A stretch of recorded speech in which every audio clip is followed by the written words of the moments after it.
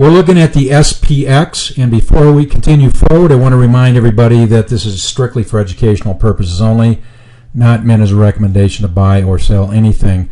You can see here that we just put in a double top. In fact, yesterday it hit this level. It actually closed a bit lower than where it closed yesterday in today's session. So my feel is that we're going to begin to trade sideways and maybe begin to retrace a little bit. It's probably going to be fairly difficult to get through this level.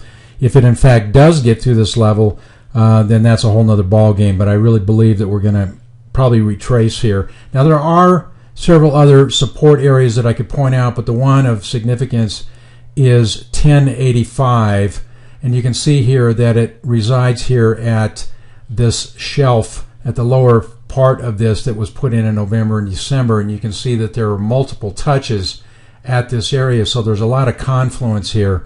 There's also 4 Fibonacci levels that line up almost exactly at this level here as well, so that shows me that's going to be a fairly stout level of support.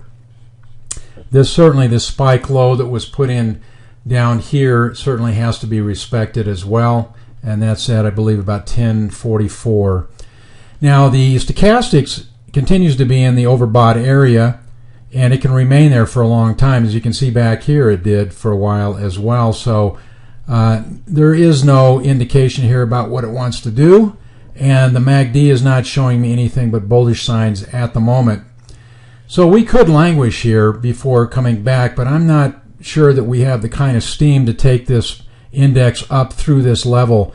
This is fairly significant right here, and again, if it does, we really need to pay attention to that. You'll notice here we have really been pushing the Bollinger Band right up to the peak here, and it's just right at the edge of the upper Bollinger Band all the way. We did have some increased volume day before yesterday and the day before that, but then it came back more of a normalized level. Nothing outstanding, nothing remarkable really in the volume here. So this whole move that was put in since the February bottom has been sort of a low volume affair, and that's okay. You know, you can make money on a low volume move, but it makes me question the validity of the move and the quality of the move.